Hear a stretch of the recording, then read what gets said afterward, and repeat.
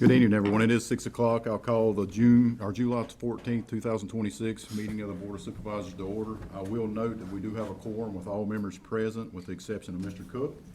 I would ask that you keep Mr. Cook in his prayers. He is dealing with some health issues, so keep him in his prayers, thoughts and prayers throughout this ordeal.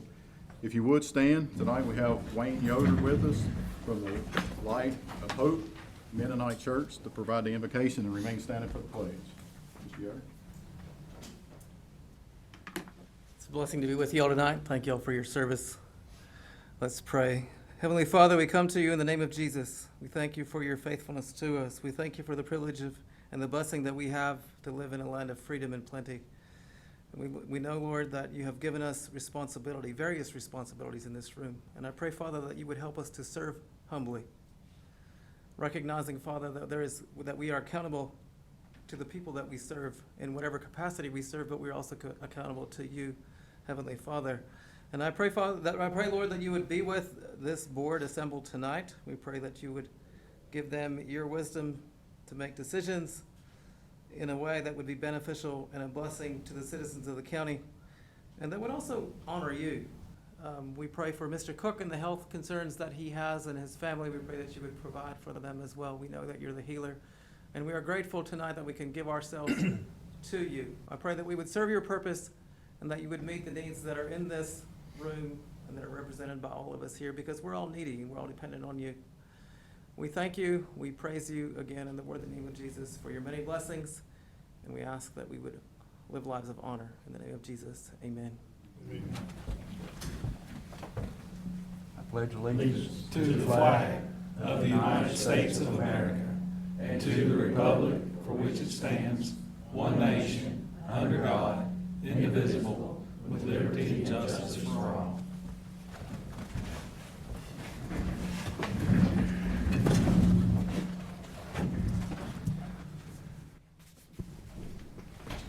I will go ahead and apologize for the lack of air in the building, but it will be warm tonight, but we can make it through, right? First item on the agenda is citizens' time. I will remind you that this is 3 minutes to speak about concerns of Wythe County, and I would ask everybody that's here present during the meeting to be respectful for the person that's speaking. Try to avoid having conversations while the person is speaking. If you have to have a conversation, please step outside and have that conversation. And just make sure that you're providing the respect for the people that is speaking. Ms. Crockett will be keeping time. First person we have to speak is Ms. Sherry Burris. Ms. Burris?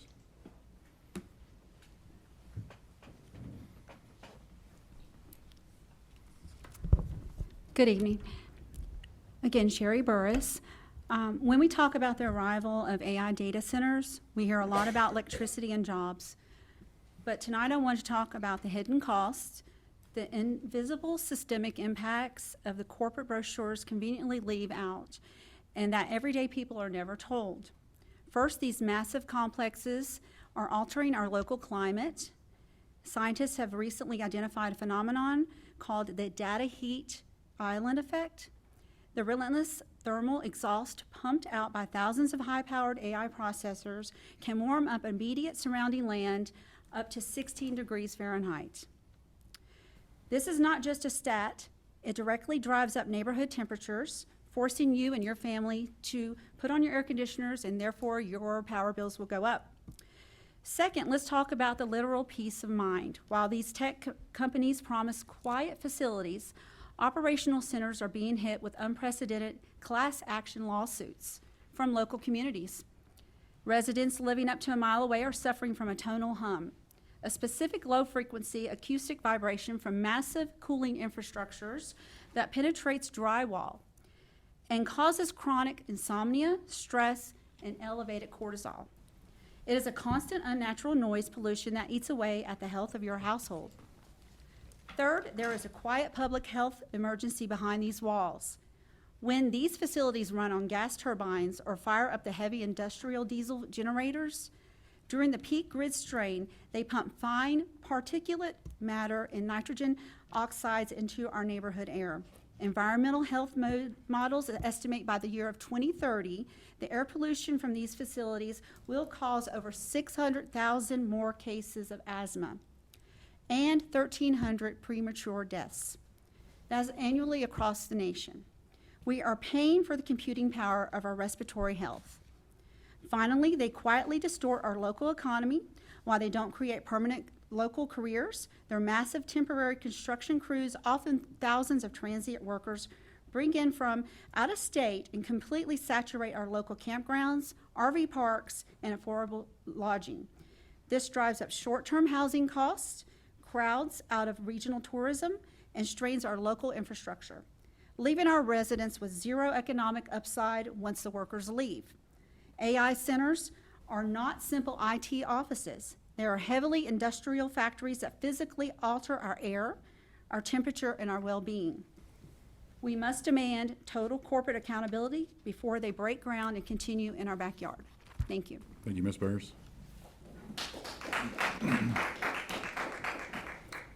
Next person we have signed up to speak is Mr. Joe DeMore.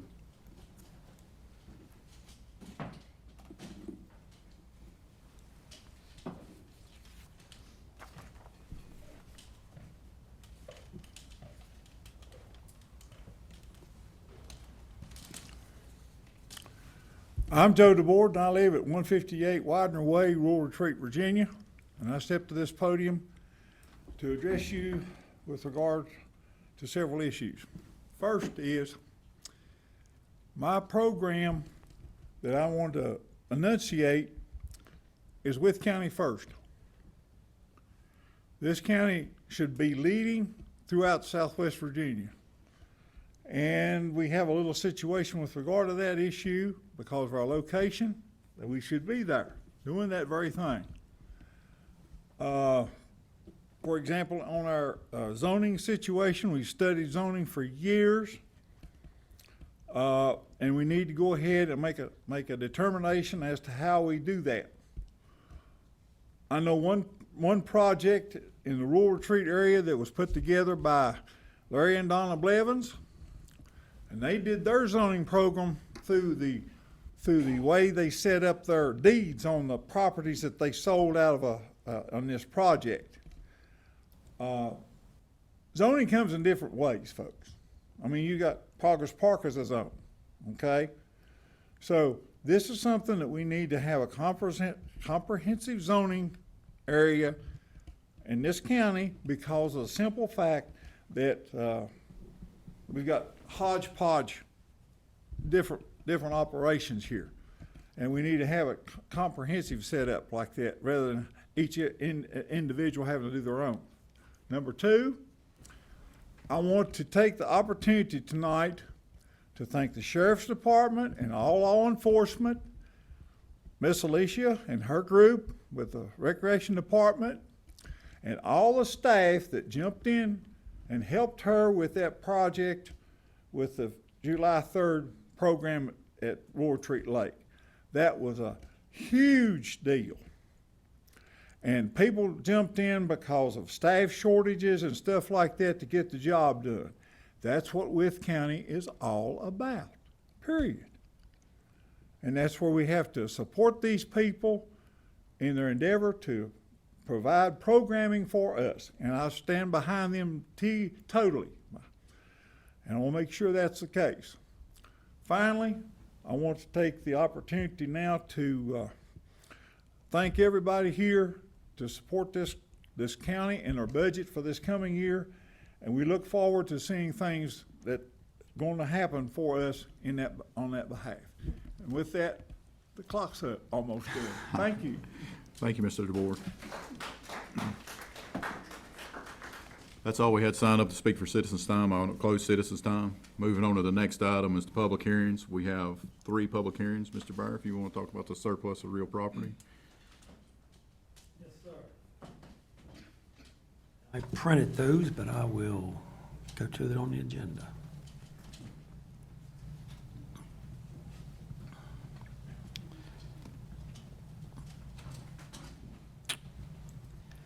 You want me to read the public notice, sir? That's fine.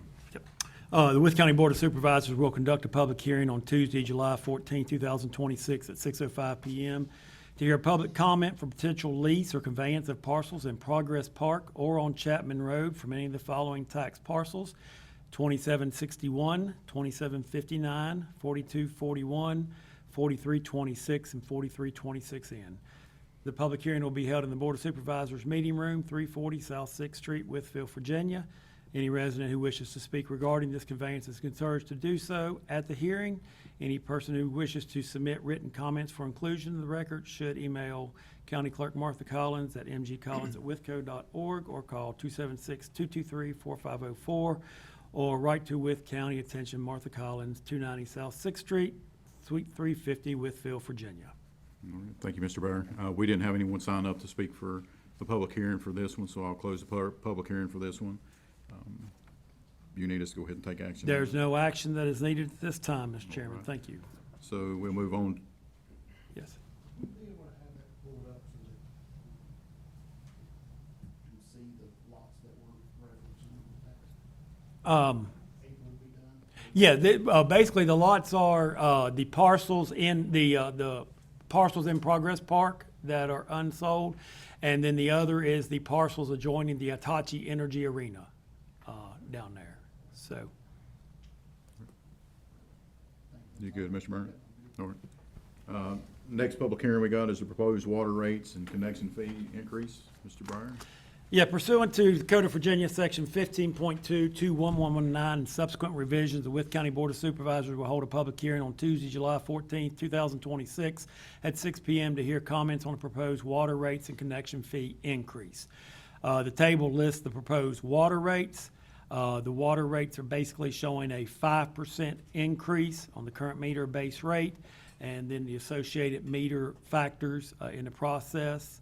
The proposed rate would be, for the base is 2407.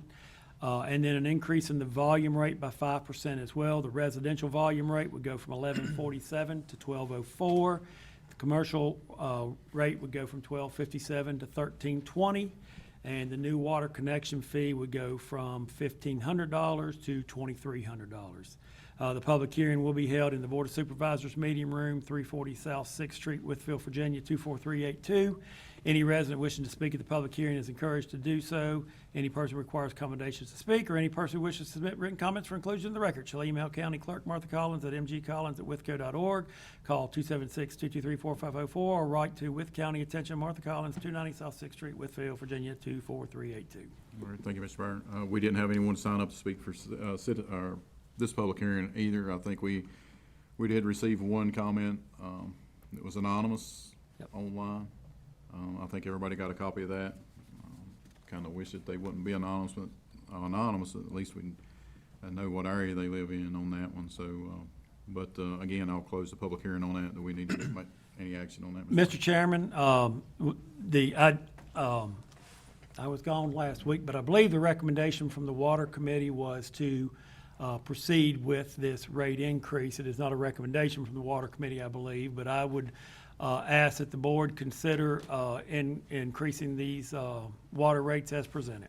All right, I'll entertain a motion to approve as presented. Got a motion by Mr. Morgan. Do I have a second?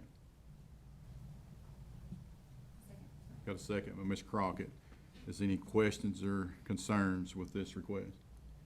One clarification on my part, Mr. Byrne.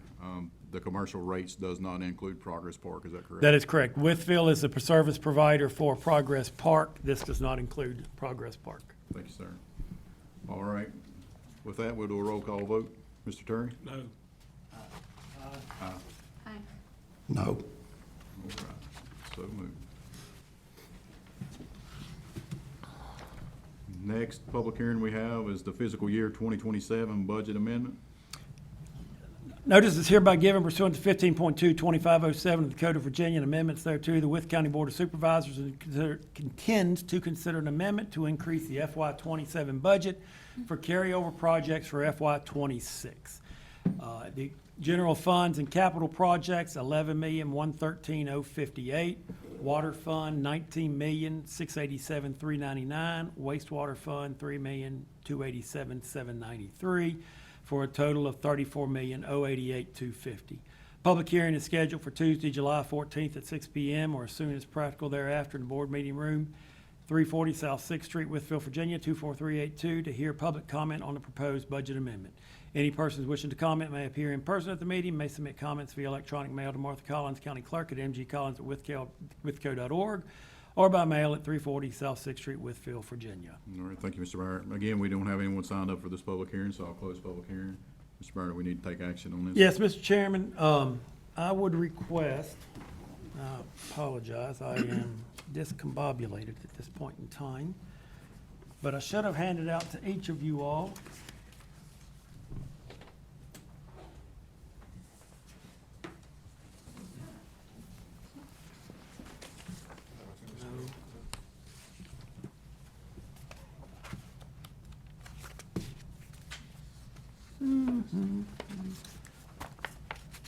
Thank you, sir. You're welcome, sir. It's a good thing somebody's around here to keep me straight tonight.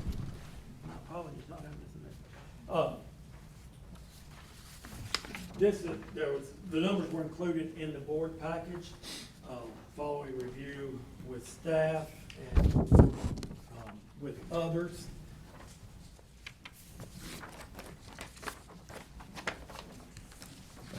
This is the revised sheet. There's only a few minor changes from what was in there previously in general. Basically, to clarify, carryovers are when projects were either not expended in the previous fiscal year or funds need to be carried over for the next fiscal year. The package has these in them. I'll highlight a few of the large ones that are in there, starting on the first page. The reassessment, that's some funds that we didn't spend on the reassessment this year that will obviously have to be spent this upcoming year. The voting equipment for $100,000 that we approved just a couple months ago for Lennon, that he doesn't have those that have come in yet. The Police Activity Fund, 31021-461-260, he's got $210,000 in multiple grants that need to be carried over for equipment. Our revenue sharing road, the connector road, that's the $2.2 million there in carryover. And then 43042 is for the unfinished projects in the courtrooms. The second page has several in the 9,000 item that are our large capital projects that are in there that are carried over. And then on the third page, you get into the large ones in the 9050 and the 9060. That is the water and wastewater departments. For example, the Olive Branch Dunford Road project, that's $13 million alone, that we are simply at this point in time waiting for rural development to give us authorization to bid. Mr. Crisp informed me today that we are still waiting for, I guess, some shortages in the rural development staff. They have not been able to finalize and give us the word that we can go ahead and put this one out to bid. But on the back is the final numbers for everything. The general fund is $9 million of carryover, $9,004,352. The water fund is $19,176,431. The wastewater fund, $2,583,982, and the school fund, $1,947,134. Mr. Chairman, I would request that the board authorize these carryovers and amend and appropriate the same into the FY 2027 budget. All right, I'll entertain a motion to approve as presented. So moved. Got a motion by Mr. Terry. Do I have a second? Second by Mr. Martin. Is there any questions or concerns? Here none, we'll do a roll call vote. Mr. Burnett? Aye. Aye. All right, so approved. Anything else for public hearings, Mr. Byrne? I hope we are done, sir. You tired of reading, right? Next item on the agenda is payment of invoices. All board members received the packet of invoices. Is there any invoices that any board member would like to pull out, or anything that needs to be added that's not in the packet? Here none, I entertain a motion to pay the invoices as presented. So moved. Got a motion by Mr. Martin, a second by Mr. Terry. Is there any questions or concerns? Here none, we'll do a roll call vote. Mr. Terry? Aye. Aye. Aye. All right, so approved. Next item on the agenda is approval of the minutes from our previous meeting, June 30th, 2026. I'll entertain a motion to approve as presented. So moved. Got a motion by Mr. Morgan, do I have a second? Second. Second by Mr. Martin. Is there any questions or concerns about the minutes as presented? Hear none, all in favor signify by saying aye. Aye. Anybody opposed, same sign. Right. Moving on to old business, the first item we have on the old business is school construction, 1% local sales tax and use tax resolution. I think we have Davenport here, Mr. Cooch. Thank you, Chair Smith, members of the board, Mr. Bear, and Mr. Hankins. It's a pleasure to be here tonight. My partner and I, David Rose, have served the county over the years as financial advisor and advised on special projects and financings and the like. And we're here to talk a little bit about the 1% local option sales tax, the resolution that you have in front of you for consideration tonight. Before we get into this, I want to say this is perhaps, in my 30 years of public finance in Virginia, this is probably perhaps one of the most transformative new revenue sources that the General Assembly has provided or offered to local governments to address much-needed capital improvements with respect to schools and school construction throughout the Commonwealth. Prior to the enactment of this legislation this year with this budget, approximately 8 to 9 localities, I think it was 9 localities, had been offered on a piecemeal basis the ability to do this. In each one of those localities that put it up for referendum, they all passed overwhelmingly because of the realization that not only does this local tax provide a new revenue source, but also it does pull in more revenues from folks outside of the actual jurisdiction itself. It doesn't put all of that burden on the residents of the county in this case. What I'd like to do is talk a little bit about the analysis we've done and kind of give you an overview of what we've been looking at on page 2. I've said we've been working as financial advisor over the years, and we're pleased to talk about the potential impact in terms of our analysis and looking at what it means for Wythe County. As we understand it, the county has identified about $72 million of upcoming school-related projects which could be eligible for this 1% local option sales tax. They consist of about a $40 million Spiller Elementary School project, $25 million high school renovation project, and again, a $5 million athletic field improvement project, as well as $2 million with respect to roof and chiller repair projects as well. The cash flows you'll see here tonight talk about how do we best use this revenue stream and how could they perhaps afford and allow you to do these projects sooner rather than later. That is to say, this revenue stream going forward over 20 years, how can we take advantage of that today? And what I mean today, basically in the near term after that potentially is enacted. On page 3, we looked at key assumptions here. The analysis that we've talked about here contemplates use of leverage, about 20 years of level debt service financing. We've used a planning rate of about 4.5% in terms of interest rates. We know that the county is eligible for literary loans, but for right now, we see there's limited literary fund loan availability. To the extent that does become available and available in time for this, that would just make this look better in terms of the cash flow, because your literary fund loan is below market in terms of that. You have the potential to borrow potentially at a 3% rate, but as of right now, there's limited funding available for that. So we've run everything at the 4.5% current market rates in terms of that, or planning rates. What we also wanted to do is show that if this were to occur as soon as practical, we're thinking about, okay, how would this work on a conservative basis? We can begin this relatively fast or relatively expedite the projects.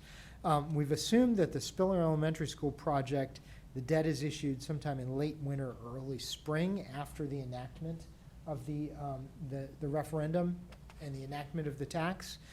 We've then factored in an interest-only period for about a year, followed by 20 years worth of debt service. You can see that for the high school renovation, the athletic field, and the roof and chiller repair, we've just staggered that by 1 year, thinking, okay, maybe it takes some time to roll that through the system and get that up to speed. But again, we're talking about when the debt's issued, you have a little bit of interest only and ramp up, and then 20 years of debt service. I'm going to interrupt him here. While he's got high school renovation, I just want to make certain I point out that is Fort Chiswell High School renovation, just for those that may be listening at home or watching this. Correct. And what we also wanted to point out here is we've done some analysis historically on the county's current 1% local option. The county does receive that for its general fund. So we looked back, and this new tax is going to mirror that in certain respects. But we wanted to see, okay, what has been the growth rate that the county's experienced over time? We looked at the growth rate before the COVID timeframe. The county's experienced roughly about 3.8% five-year growth trends prior to COVID. If we look at the growth rate that comes prior to COVID and then after COVID, the 10-year time frame, there's a little bit of a pickup, boost after the COVID recovery. That growth rate is about 5.4%. Our analysis does not assume any of the growth rate built into this at this point in time with respect to what we'll call the second scenario. But if we look at this, the 10-year compounded average growth of inflation over this time was roughly about 3%. So if you look at that, relatively speaking, your sales tax has grown, in tandem with at least inflation prior to the COVID timeframe. On page 4, the local option sales tax and what potentially could be received by this.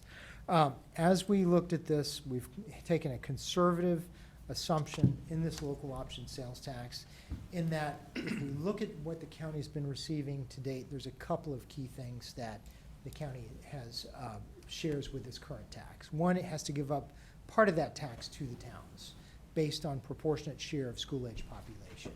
So what we've done here and what you see down below in this table, the county receives about $5.7 million in local sales tax with respect to the 2025 year. That is after sharing a portion of its sales tax to the towns. That sharing is about $1 million. So net, if we're to look at the county's local sales tax that it receives, that's about $5.7 million after the sharing of that. Well, what does that mean in terms of what could be generated by the new legislation? There is a carve-out or an exclusion that's related to food for human consumption as well as personal hygiene products. That's essential, sort of what we'll call daily, food and items that need to be purchased by people at grocery stores and drugstores. That's carved out from this 1% local option sales tax. So when we do the math on that, that's about 10% we've evaluated based on statistical information as reported to the Commonwealth. So what we've done is we've said if that 5.7, we've backed it down to about 5 million in our analysis going forward. Now, one thing I'd like to point out is that the other difference is this 1% local option sales tax does not require a distribution to the towns. So we think this is a very conservative assumption of 5 million. We've also run a case in here that shows what it would look like close to 6 million in terms of the revenues. We think it's probably going to be closer to that because we don't have to give up part of that to the towns based on this new legislation. Our analysis assumes that based on the time frame, and we'll talk a little bit about the time frame beginning with this resolution for consideration tonight, is that sales tax revenue would come to the county after it's gone to referendum, fully enacted. We pass sort of a waiting period before the revenue collection can begin. That really the tax revenues start with a full year of FY28 and they would end in FY46. That's a little bit less than 20 years, but it has to do with the way the legislation's been crafted. But we do have that cash flow built into our analysis. And we've assumed that the annual revenues, if you look at what basically they can support, if we just did the math on 5 million, that would support about 60 million of debt at 5%. That's to say, if we only had 5 million a year, you could leverage that to about 60 million. We know we have 72 million, so we're going to show you how you can accomplish the 72 million in terms of cash flows. So on page 5, I said we ran 2 scenarios, one with 5 million, start as a base level. We think that's really an ultra-conservative number in terms of the initial start. But then we've run a 2% growth, which is less than inflation. The second scenario, we've run a more, what we think is a more likely scenario without growth. So we wanted to show you the potential implications of both and what they may generate. So effectively, showing that cash flow in column B, we're starting with 5 million in 2028. That cash flow grows, that sales tax grows by about 2% a year over 20 years. We know that based on historic growth rates of the sales tax, it's been over that. The county is a big beneficiary of all the traffic through the two interstates that intersect in the county. And over time, inflation does happen, so it lifts up the value of the goods that are sold, so the sales tax would grow over time. So we've factored that into account in column B. We've made a very conservative interest earnings assumption, about 3.5% on these funds, on the funds that are not used immediately. So you're going to have to, when you think about that, segregate these funds because they're strictly for school construction, strictly for renovation. A conservative look at this in terms of an evaluation of the interest earnings on those. It's in keeping, it's our view as well as several legal counsel's view that any interest earnings on this can be used and should be used in furtherance of the spirit of the legislation, which is school construction, renovation, and or debt service. So we factored that interest earnings into the cash flows as well. And we see that when we look at the estimated debt service on the 72 million of projects, and again, we're looking at really the Spiller Elementary School kind of leading it off, followed basically a year behind with the other projects in terms of staggering those. We see that we have total debt service over the life of the projects, roughly about 20 years. And we can see that over time, then the sales taxes collected, the growth and the interest earnings based on a $5 million start more than covers debt service with respect to these $72 million worth of projects. And you can see that the cash flows, as we look from left to right, we have a little bit of period of time where the sales tax is below the debt service, but we have interest earnings and we have some funds that are coming in before all of this gets started to help us offset that. By the time we get through 20 years, we have more than enough sales tax to pay for the debt service, and there's actually a little bit of a surplus left over. So as we go through time, we fully anticipate that the sales tax would grow, would provide a little bit of this excess revenue, and by the time we get to the end of this time frame of these projects, there could be extra funds to, again, apply to some more school capital projects based on these cash flows. Now, the next page says, okay, let's look at what if we don't have any growth in this? But then we're factoring in the local sales tax at about 6 million. This is, we think, a very realistic number as well, because if we look at the total sales tax that the county receives, it's really about 6.7 million. You know, part of that, again, is then given back to the towns, but in the new legislation, we don't have to share. We, being the county, don't have to share because all of this is going to school construction, you know, in the county itself. When we take the 10% reduction for human and food purchase for human consumption as well as personal hygiene, then that number is about $6 million per year. If we were to put that versus the debt service and show that year to year, that's more than sufficient to cover the plan of finance for the 72 million of projects going forward. So we think that even without inflation, if we flatlined it at 6 million, you're still going to be in a very good position, very good shape to be able to fully afford the 72 million without any impact on the general fund. To talk a little bit about what the power of this 1% local sales tax, we wanted to show you kind of the existing debt service, estimated debt service to maturity of the county's existing debt that's not paid from any utility revenues. This is all the tax-supported local government debt that it really is paid by the general fund. It has gone to county improvements over the years, school improvement over the years, and you can see how the estimated debt service declines over time. but really starts in 2026 at about the $4.8 million level, kind of decreases. On the next page, the point I wanted to make is that when you look at this debt service, and on page 8, we wanted to show you what the proposed debt service would be when you layer it on for the 72 million projects. And when we look at that, you notice there's a blue line that goes right down the middle of that graph. That represents what your current budget has built into, and if we continue that year over year, built into the ability to pay for new debt service, you'll see that most of that green line eclipses that current budget. So if we were to do hypothetically without the 1% local option sales tax and wanted to do all these projects, in this time frame, rather than waiting a couple, 15 or 20 years, at which point the projects may be even more expensive than we're talking about today. This increase in debt service just for the 72 million of projects translates to about 17 to 20 pennies on an equivalent real estate tax basis.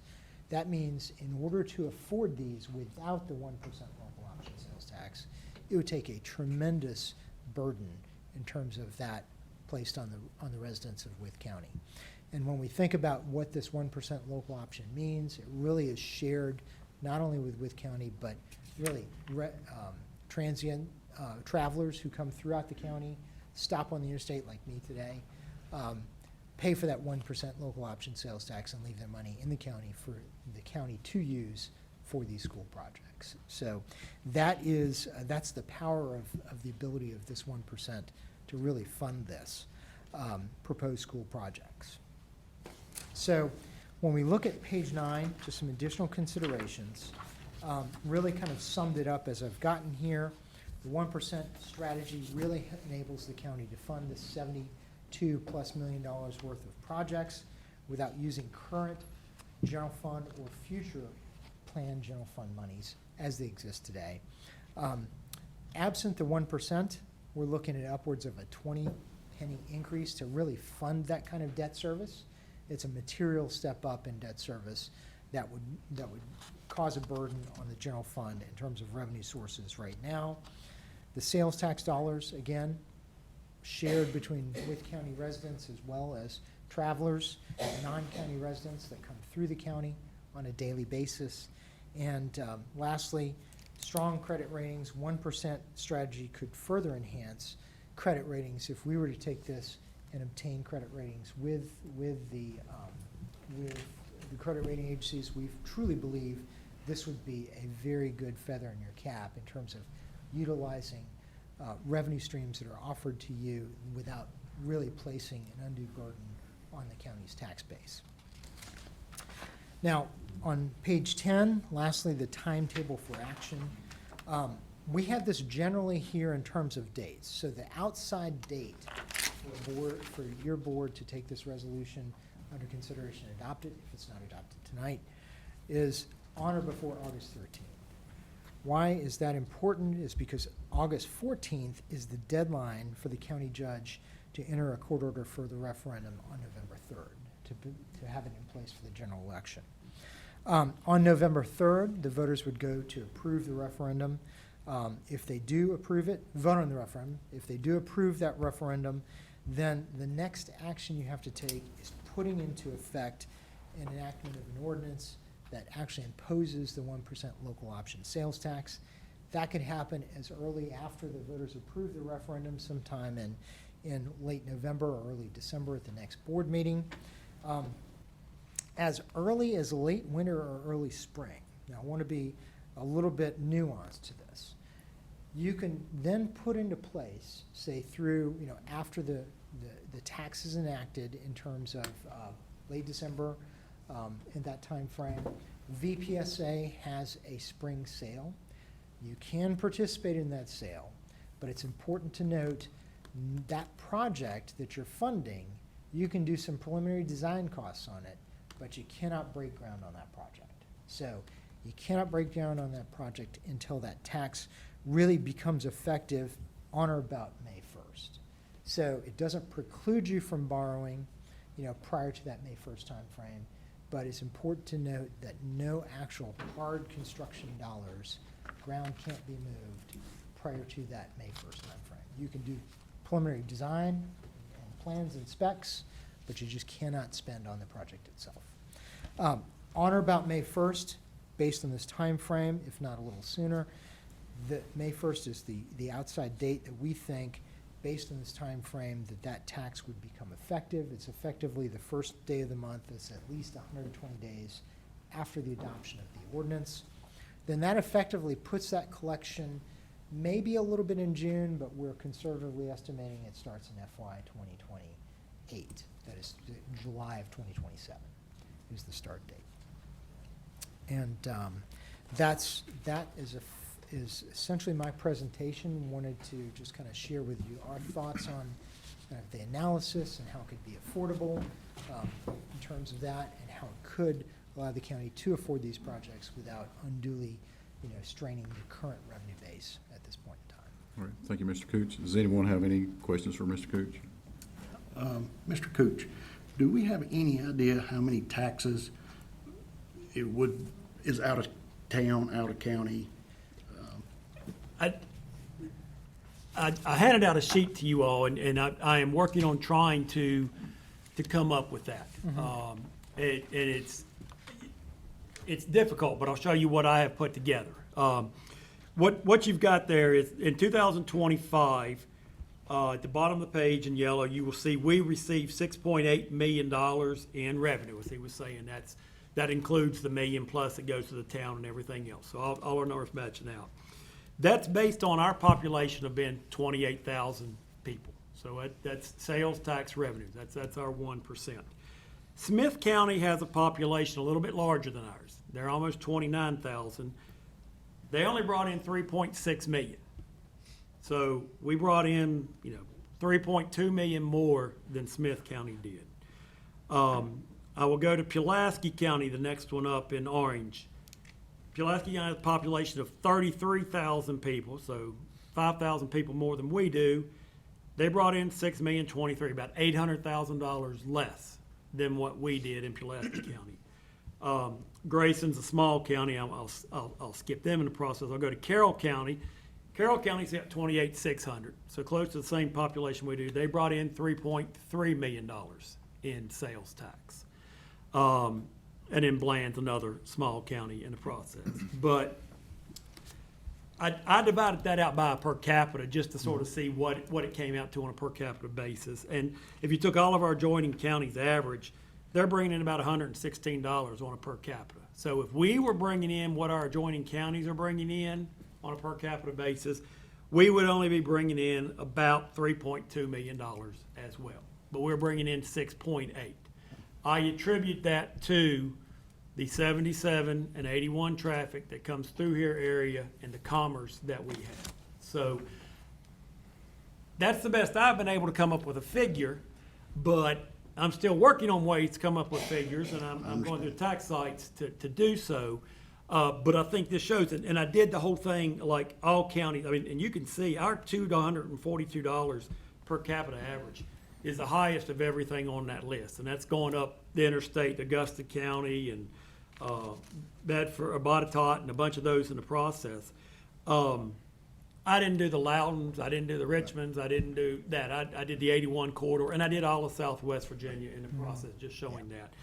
The 242 is higher than the average than any of the rest of them. That tells me that outside traffic, that outside tourism, yes, it is the adjoining counties, if you come to Wytheville or Fort Chisholm area to shop, we're getting that. But I attribute it, and I think that we could probably say at least 40% of what we would get in this sales tax would come from the visitors and commuters coming to our area. Mr. Mayor, just to add to that, I know we had the conversation. The last numbers we had from VDOT was roughly 60 to 70,000, somewhere in that range of vehicles a day goes through this county, correct?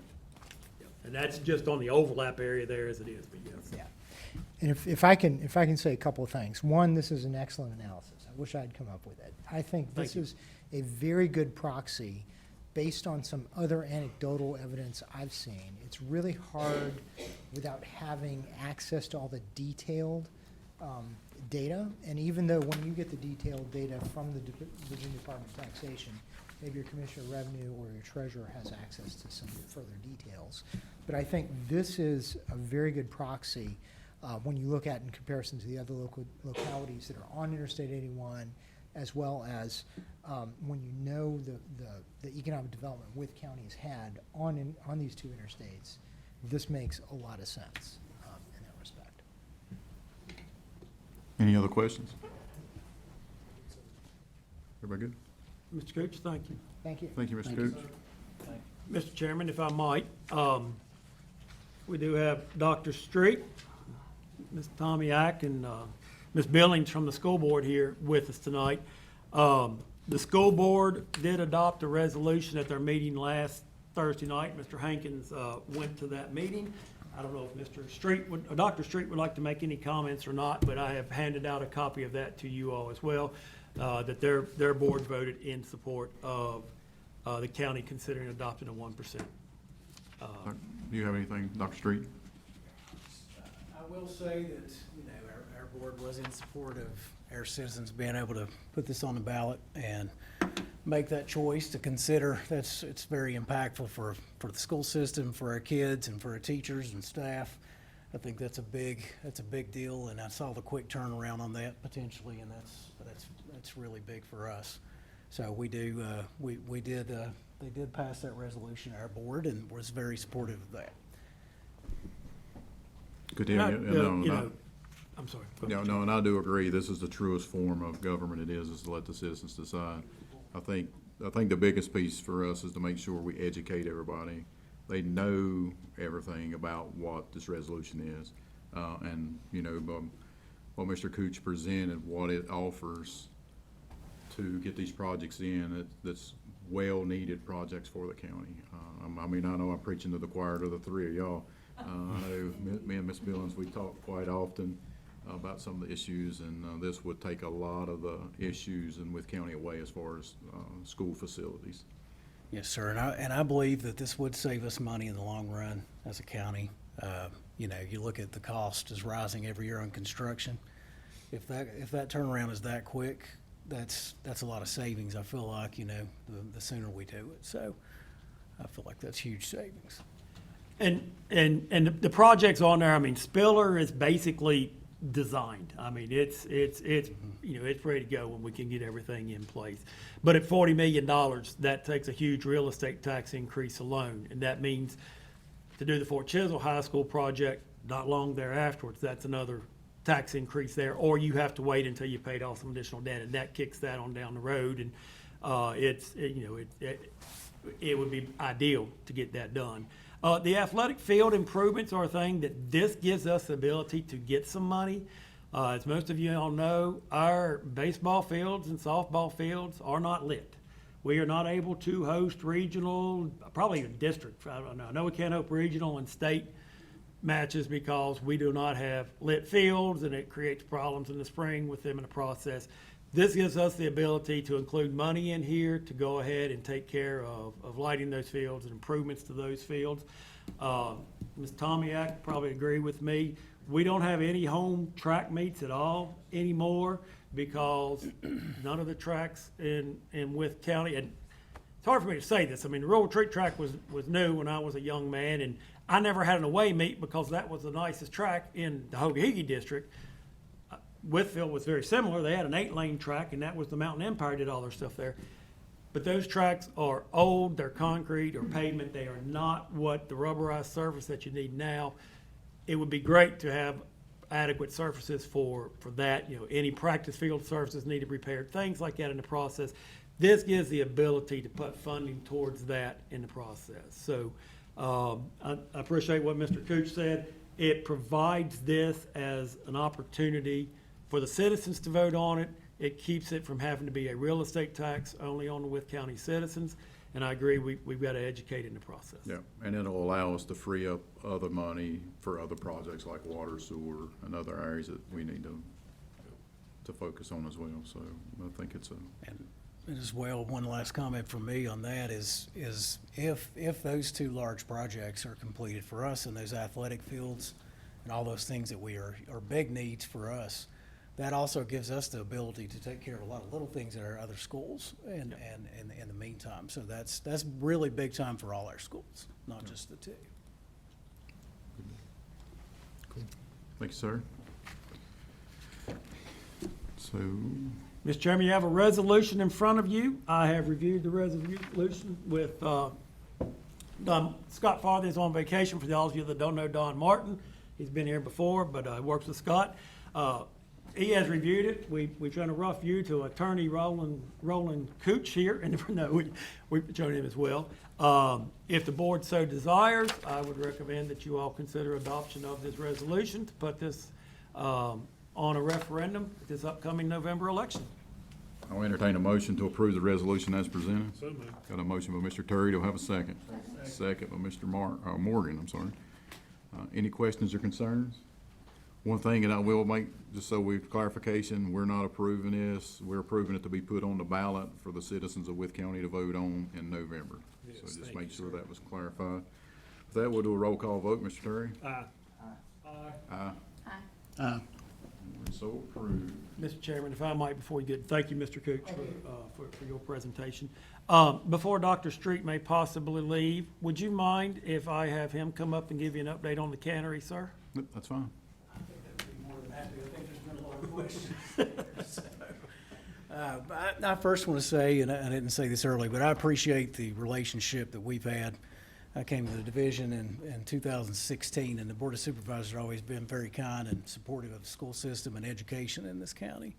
And so as a new citizen, as of June, and new superintendent, I just want to extend that, and anything I can do or our school system can do to be a partner to the county, we want to do that. And part of this would be, I'm going to give you an update on the cannery situation. We did test it out. We had a group that typically uses this and manages it to come in, and this is what the inspector asked us to do. They did fire it up, use it, and it works. So that was the big step in it. As soon as he comes back and approves, we can go ahead and function with the cannery and open it as we were. So hopefully, the plumbing and everything will stay put for the season coming up. And I think we'll be just in time, I hope, for them to be able to utilize it. So we're looking at the 17th. That was our goal, and I think we're going to be able to make that happen. Good deal. That's good news. All right. Thank you, sir. Thank you. All right, next item on the agenda under old business is Liberty at the Lake recap. Ms. Slides? I'm sorry. Hi again. I don't know why everybody keeps giving me a microphone. I clearly do not need it. I'm loud enough without it. Yeah, so we had Liberty at the Lake on July 3rd through the 5th. First time we had fireworks since, I believe, 2011? 2012. I think it went well. We did an impromptu emergency management situation control center, happened on Saturday, so tested that out. We're all good. But yeah, fireworks on Friday night. I think that was the fullest. I know it was definitely the fullest I've ever seen the campground. I heard a lot of other people say it was the fullest they've ever seen the campground. Had a couple people tell me they could see fireworks from their house in Rural Retreat, so, I think we did a good job on that. And all the vendors were very, very happy. They're excited and hoping, that we do more in the future, which I plan on. I think I've heard good things from the community. Campground is doing fantastic. We're raised our goal from $75,000 to $100,000 for this year, because we've already made the $75,000. Yeah.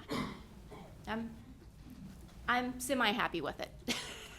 No, you did a good job there. We were out there. My wife and I, we had a good time out there. However, we did leave before the fireworks went off. That was my doing, so I had to be somewhere Saturday morning and needed to get rest for that. But everybody that seen the fireworks, they were awesome from what they're saying. So, anybody have any questions or comments for Ms. Sines? I will, go ahead. No, No, go ahead. just wanted to say thank you all very much. That you were heavily involved, obviously leading the charge, Mr. Hankins, Mrs. Parsons and her staff, Sheriff Klein and his staff. It was a fantastic event. I've had a lot of great comments, and just thank you very much for all your hard work. I know Allison Williams was involved as well. really appreciate you all for the work, time, effort, and all the extra effort that went in behind the scenes. So thank you all so much for all that you do. Thank you. I was just gonna say, I was out of town on vacation. It was pre-planned. It wasn't just to get out of all the work on that Saturday, and I've already committed to be here next year, and I am trying to commit to us doing a 5K race, so we can both do that next year. I'm sure there's two other people in the room that would be happy for that 5K. But, I don't understand why I'm not on the board. I'm just saying. It's But- spectacular. we knew it would not go off without glitches, and we'll admit that there were some glitches and some things that happened in the process, but for the first year being back, it was good. Lessons learned. When I was on vacation and was in the office last Friday, they had a follow-up meeting on it, talking about what went well, what didn't went well, what we can do next year in the process. But as y'all know, you all generously have funded it again in the budget next year, and so we look forward to continuing it and make some revisions and go from there. But thank you all for y'all's support of it this year. Good deal. Anybody else? I think our plan is to, over the next couple of months, revise, what we're gonna do for next year, come back to you with that, and just let you know, what our intentions are, so we can go ahead and start booking the acts and paying for the fireworks and making sure that we're ready for the event next year. Good deal. Fine job, fine job. Thank you, ma'am. We do have one add to the old business. Mr. Hankins, give us an update on the joint meeting with the joint IDA. I'm sorry, the planning commission, I'm sorry. Be glad to, Mr. Chairman. We discussed this with the planning commission. They've offered a couple of dates. We are, as a staff, still working on making the changes that have been requested. The planning commission gave a couple of dates, the 27th and the 20th of this month. If you're interested in doing a joint work session or a joint meeting with them to review those changes, I'm working as hard as I can to try to get those changes made. I'm going to tell you, I don't confidently think I can get it done by the 20th. So I would ask if you wouldn't mind, if you consider Monday, the 27th as your date for that meeting. If not, I'll do everything I can in my power to try to get it done by the 20th, but it's going to be a stretch. I'm good with the 27th. How about- 27th is fine. 6 o'clock is their normal meeting time. If that works for you all, That's we'll fine. set it for them. You good with that, Chaz? Yes, I was putting it in my Sure. calendar. You good? Everybody good? Good deal. Thank you. Was going to mention too, we talked last time about the tennis courts, or the pickleball courts. We have met with the apparent low bidder on that project and asked for some value engineering. We were hoping to have something for you by this meeting, but we don't. So we'll bring it back to you at your next meeting, probably after review with the budget committee. All right. Thank you, sir. Anything else for old business, Mr. Brown? No, sir. You have anything else, Mr. Hankins? No, sir. All right, moving on to new business, FY 27 victim witness grant program, Mr. Byron. Yes, I have a letter from I always do DCJS as their acronym, Department of Criminal Justice Services. For the grant for the next fiscal year, I would request that you all approve the grant and authorize staff to sign. So moved. All right, got a motion by Mr. Terry. Do I have a second? Second by Mr. Martin. Any questions or concerns with this request? Hearing none, we'll do a roll call vote. Mr. Terry? Aye. Aye. So approved. Sheriff Office Budget Amendment Request. Yeah, Sheriff Klein is here with us if he needs to address it, but I don't think it's any problem. He wants to move $447,000 into the PAF out of his photo, out of the general fund. That's the photo enforcement funds he's collected that are unrestricted at this time. For purchase of vehicles, I would request a transfer of $447 from the general fund to the PAF, an amendment and appropriation of the same to the lines as shown. So moved. Got a motion. Was that you, Mr. Terry? Yes, sir. Got a motion by Mr. Terry. Do I have a second? Second by Mr. Morgan. Any questions or concerns? Just for clarification, it's 447, not 4.7 million, right? 447. Did I say 4.7? Yeah. Just wanted to clarify Okay. that. I know Mr. Clown grinning from ear to ear back there, but, 447. yeah. Yeah, your motion still stands? Yeah, I knew it was 447. All right. With that, we'll do a roll call vote. Mr. Burnett? Aye. Aye. Aye. Aye. So approved. Virginia Commission for Arts and, the Arts Grant? Yeah, this, annually, we apply, and I don't know how much, Ms. Williams worked on this. Ms. Collins usually works on this every year, but we apply to the state for funding, which is used for the Chautauqua Festival, and we match that, every year in the process. So I would request your all's acceptance of the FY '27 Creative Communities Partnership Grant Award in the amount of $4,500. All right, I'll entertain a motion to approve as presented. So moved. Motion by Mr. Martin, do I have a second? Second by Mr. Morgan. Any questions or concerns?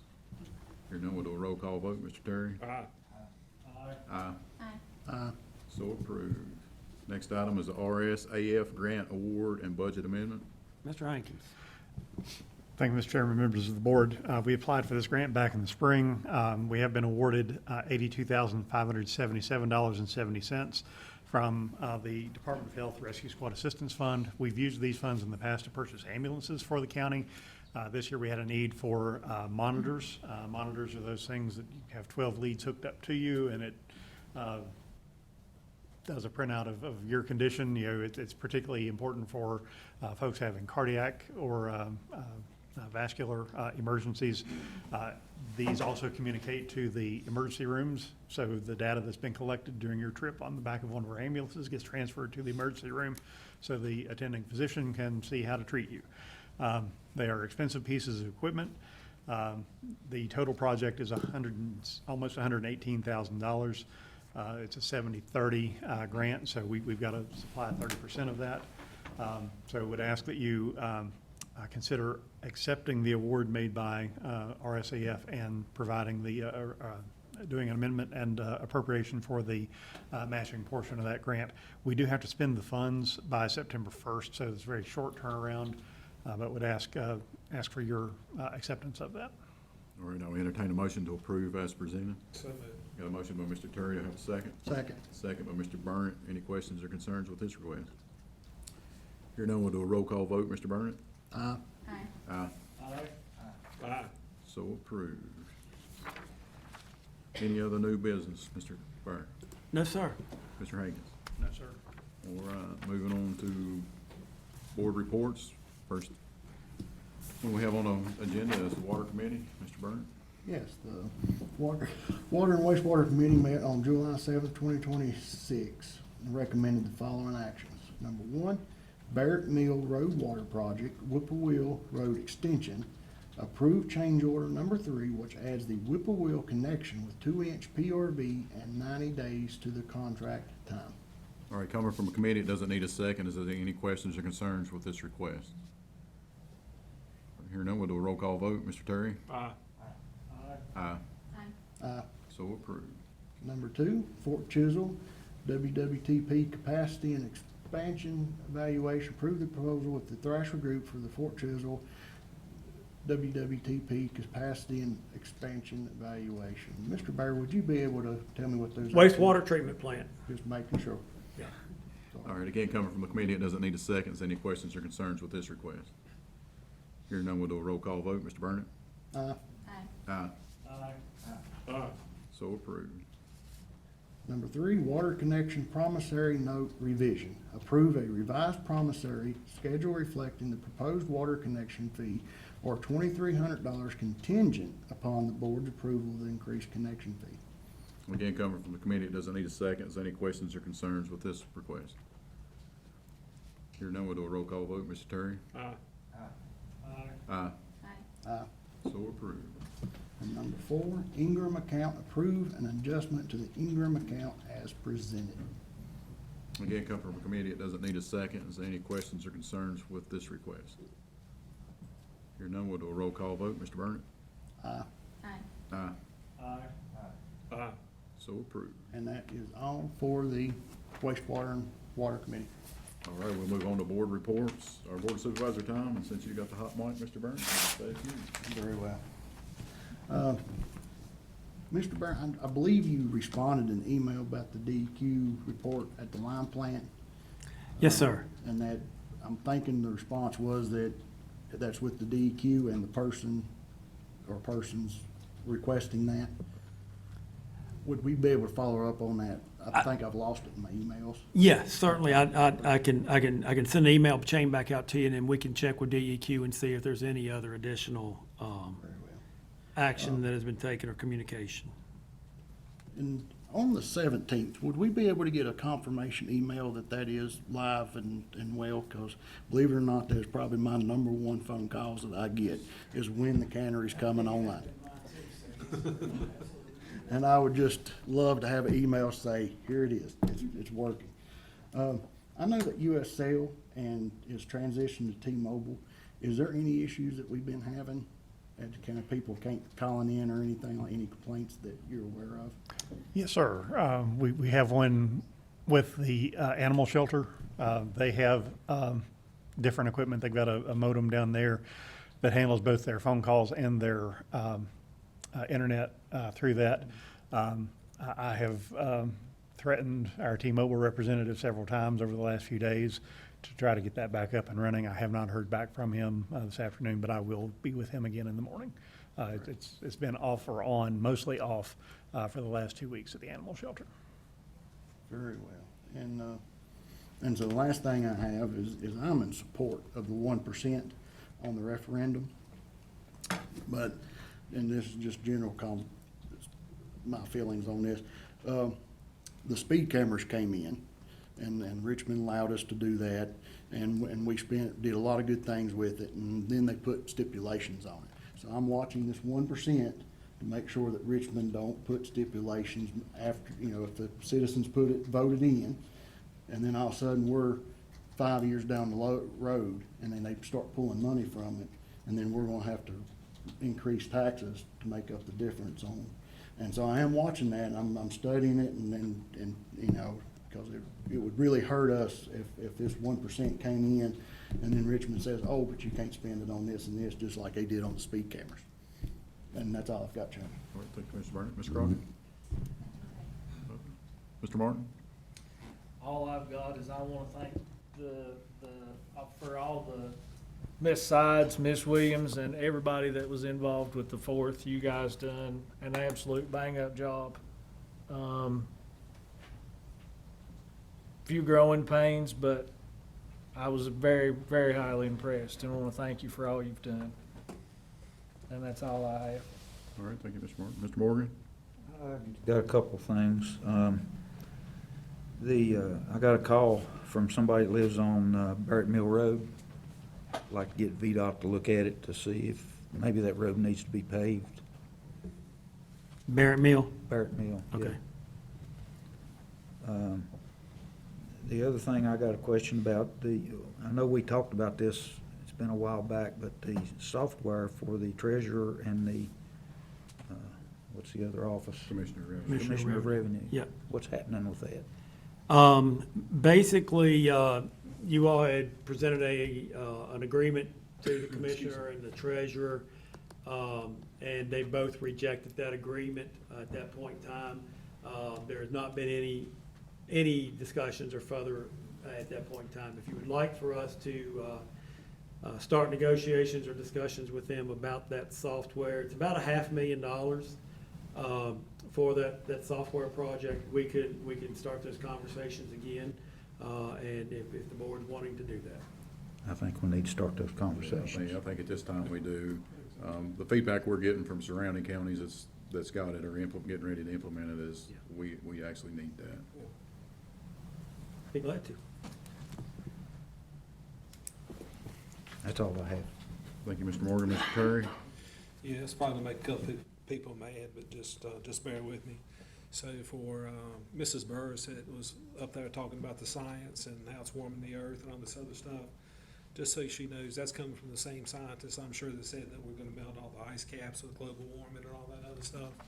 I'm tired of hearing it. Let's deal with facts, people. Bring some facts and drop it down. We as a board, I've said it once, I'm gonna say it again, we live in this county. We're not gonna do anything that is detrimental to our county, to our people. We live here, our families live here, my grandkids live here. I'm tired of hearing that aspect of it. The water.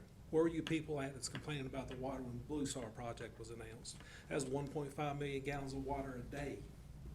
we're talking 3,000 gallons of water a day the data centers are gonna use. I'm tired of hearing the arguments. Organize and get some facts. I want facts, not what we're getting. And that's all I've got, Mr. Chairman. You sure? Yes, sir. Man, you got a hot mic there. Thank you, Mr. Terry. For me, I had the software as well, since Mr. Morgan's already talked about that. I do want to thank you again, Alicia and Sheriff and Ms. Parsons, and everybody else that was involved, Mr. Hankins, everybody was involved with Liberty at Lake.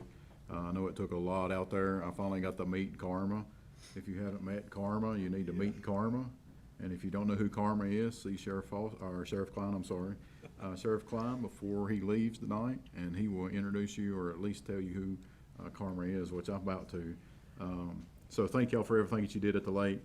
I do want to recognize Sheriff Klein and Karma, our newest, one of the two newest officers that we have.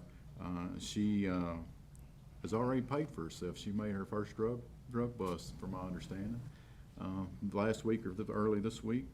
And we do want to recognize her. And if you haven't seen her, she's a beautiful dog. I'd love to have her as my own, but she is doing work for the county. So I'm real pleased with that on that one. And then, Mr. Byer, I know if you could follow up with VDOT to make sure that they're keeping Red Hollow Road, our Bottomley's holding up his end to keeping that road clean from all the debris that he's bringing out from the ag that he's got down there. All right, that's all I've got. Does anybody else have anything? Here none. You have anything, Mr. Byer? No, we do have a closed meeting, Mr. Chairman, Yep. I would request that we go into closed meeting under the 2.23711A3 acquisition and disposition of real property, East Wytheville and Fort Chiswell districts. So moved. Got a motion by Mr. Terry. I have a second. Second by Mr. Martin. Any questions or concerns? Mr. Terry? Aye. Aye. Aye. So moved. So approved. We are now in closed session.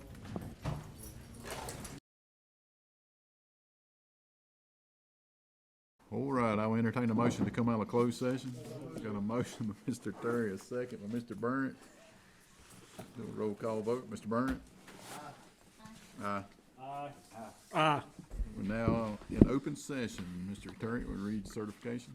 Yes, sir. Excuse me. Maybe I will. Whereas the Wythe County Board of Supervisors has convened a closed meeting on this date pursuant to an affirmative recorded vote and in accordance with the provisions of the Virginia Freedom of Info Act. And whereas Section 2.2-3712 of the Code of Virginia requires a certification by the Wythe County Board of Supervisors that such a meeting was conducted in conformity with the Virginia law. Now therefore be it resolved that the Wythe County Board of Supervisors hereby certifies that to the best of each member's knowledge, only public business matters lawfully exempted from open meeting requirements by the Virginia law were discussed in the closed meeting to which this certification resolution applies, and only such public business matters as were identified in the motion convening this closed meeting were heard, discussed, and are considered by the Wythe County Board of Supervisors. And I will make that a motion, Mr. Chairman. All right, do I have a second? Second by Mr. Morgan. All in favor? Well, let's do a roll call vote. Mr. Terry? Aye. Aye. So approved. Mr. Byer, is there anything else to come before the board? Mr. Chairman, as you prepare to recess, which you will need to do a recess now since we are meeting on July 27th at 6 p.m. Two items, and I will follow along with, Mr. Vaught used to do this. There were two deaths that happened today or yesterday in the process. Mr. Martin gave me a call. A longtime town manager of Rural Retreat, Raymond Matney, passed away today. And at the same time, Miss Beth Pendleton here in Wytheville passed away last night or this morning. And Miss Pendleton's tie-in is she is the one that painted the Wythe County seal when they did the seal years ago, and there's one in my office that's it. So if you don't mind recessing in honor of those two individuals tonight, I would appreciate it. Mr. Matney and who? Mr. Raymond Matney and Miss Beth Pendleton. Is that Williams' wife? Edmund's wife. Edmund's wife. Yep. Is he still living? Now, he passed away probably for the last 6 months. Yeah, right about Christmas time, I Yeah. think. All right, with nothing else, Mr. Hankins, you have anything to come forward the board? No, sir. Mr. Martin? Ms. Nestor? All right, hearing none, We will be recessed until July 27, 2026 at 6 p.m. in honor of Beth Pennington and Ray Matney. We are now recessed. Thank you.